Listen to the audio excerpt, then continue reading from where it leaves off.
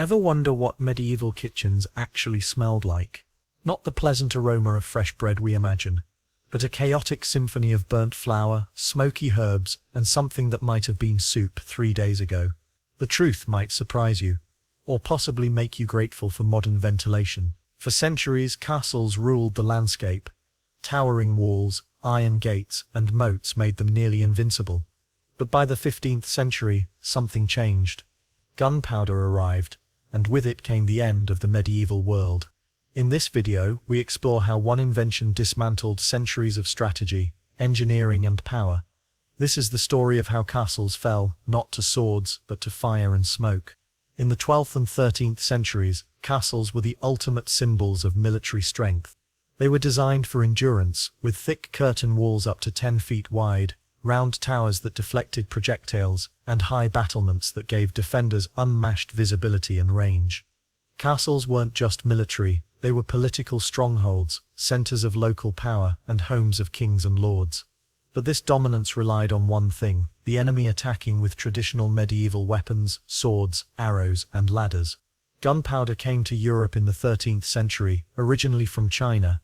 At first it was used in primitive hand and firecrackers.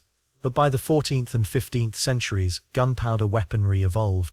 Enter the bombard, massive siege cannons, capable of launching stone balls weighing hundreds of pounds. These weren't just weapons, they were castle killers.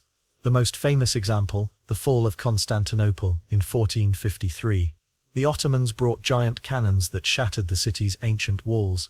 Soon European kings and commanders adopted the same strategy. Why waste time starving out a garrison when you could blow the wall open? Why didn't castle builders adapt? The answer lies in design, cost, and speed. Stone walls that were effective against arrows were fragile against cannon fire. A single hit could cause catastrophic collapse. Even thicker walls couldn't stop repeated bombardment. And with gunpowder's growing accuracy and rate of fire, every castle became a sitting duck. Worse yet, castle upgrades were expensive. Retrofitting a medieval fortress for gunpowder warfare was often more costly than building an entirely new type of fort. Thus, castles became obsolete almost overnight, architectural relics of a vanished age. By the late 1400s, a new kind of fortress emerged, one built for cannon warfare.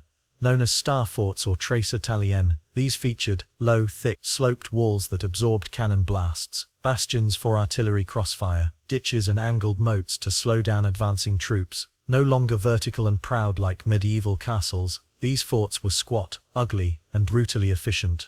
Nations that adopted this design, like France, Italy, and the Netherlands, now had defenses that could both withstand and deliver gunpowder destruction.